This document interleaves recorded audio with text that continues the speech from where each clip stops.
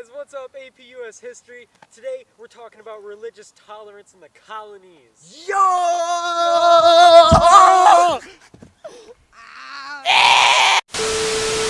Alright, Chris, so how are we going to measure religious toleration in the 13 colonies? So, by the largeness and openness of the fields will represent the degree of intolerance. Wait.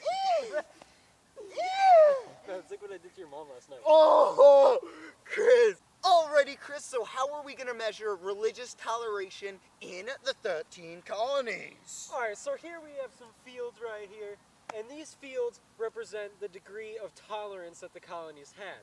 So the smaller the field, the less tolerance. The bigger the field, the more tolerance the colonies had.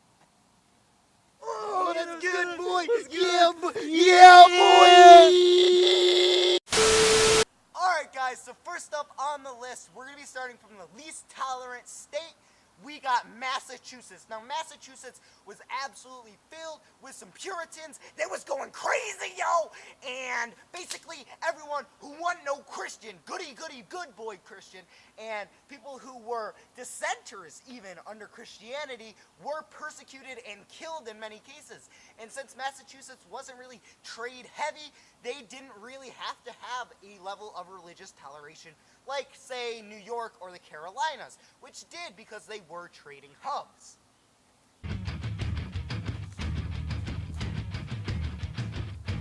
Oh,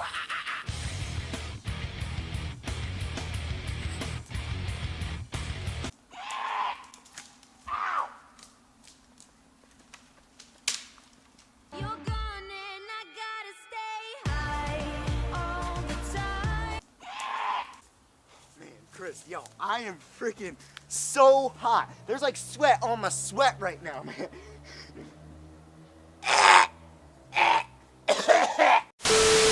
Alright, so after Massachusetts, we got New Hampshire. Now, New Hampshire had very little religious toleration because of its lack of diversity. They were Puritans. Yeah. Hold up. This tree is in our way. Ah!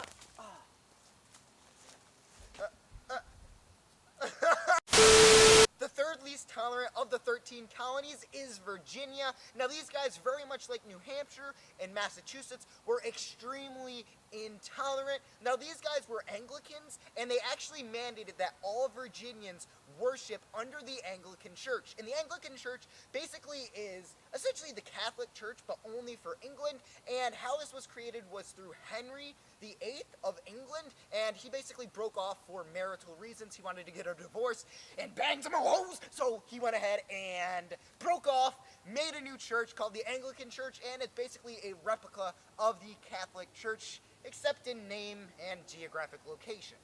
And there was no pope as well. So yeah, third on the list is Virginia. Bang some hoes, bang some hoes, bang some hoes. Hey kids, you want to get some candy? Alright, so next up we got Connecticut. Now, Connecticut was founded by Thomas Hooker and a group of colonists who originally broke off from the Massachusetts Bay Colony. Alright, so now the reason they broke off from the Massachusetts Bay Colony was because they were looking for a little more religious freedom. However, they were still extremely intolerant of other religious groups.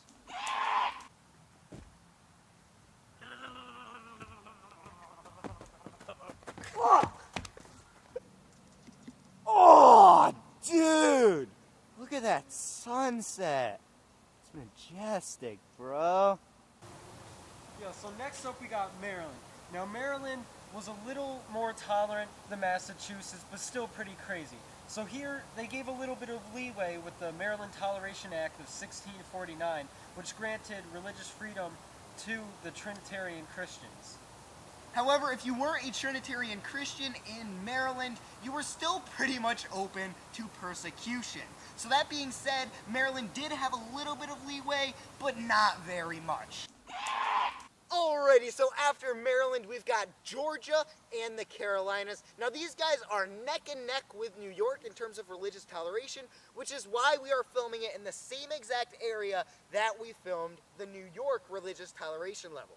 And also very similar to New York, Georgia and the Carolinas had a moderate amount of religious toleration because these areas had so much religious diversity. And also with the Carolinas, much like New York, they were a trading outpost, basically. They did a lot of trading. And if you look through history, you will notice that areas that had trade had a much more higher level of religious toleration, because if you have a Muslim coming in with a bunch of goods, you can't be like, hey, I hate you, dude, or else he's not going to want to sell stuff to you. So you have to be a little bit more tolerant, and that's one of the main reasons why Carolina was as tolerant as it was, because, you know, they did a lot of trading. I hate you, dude. So here we got New York. Now New York was smack dab in the middle of the toleration between the colonies. So you got this big open field, and New York was the center of trade in the 13 colonies. So you had to have some religious toleration to get work done. But you also had some quacks that, you know, thought everyone were witches and needed to be burned. Now, second to last on the list, we've got Rhode Island. Now, this is neck and neck with our first most tolerant colony of the 13 colonies.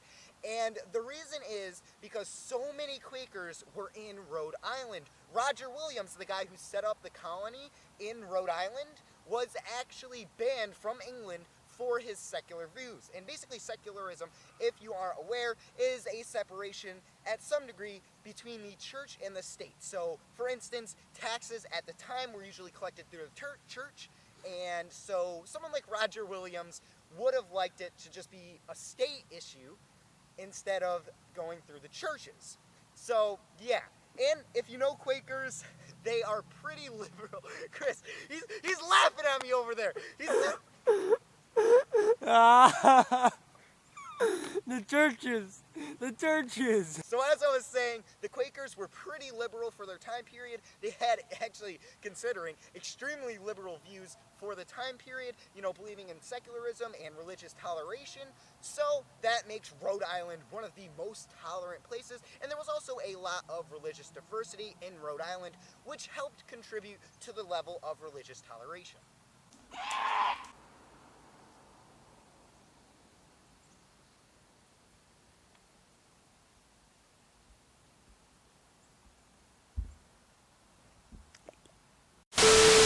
So at the top of the list, we got Pennsylvania, New Jersey, and Delaware. Now, we grouped these three together because at the time, they were the most tolerant of the religions. Oh, man, I'm bad at this. And I gotta do this. Chris, you got it. Stretch it out, Chris. Chris, give me, you gotta stretch it out, okay? Get those legs spread apart. Spread the legs apart.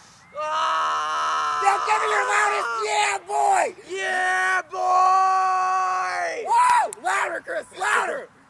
Give me it louder, Chris. Let's go. Yeah, boy!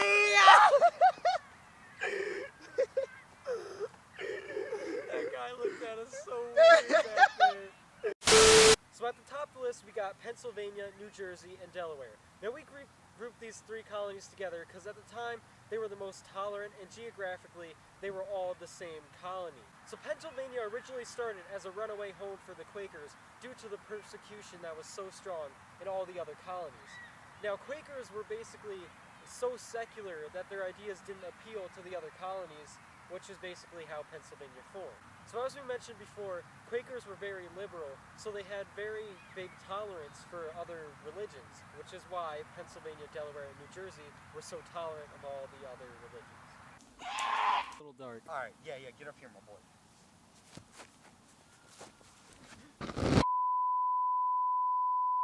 Smoker, you're also a litterer.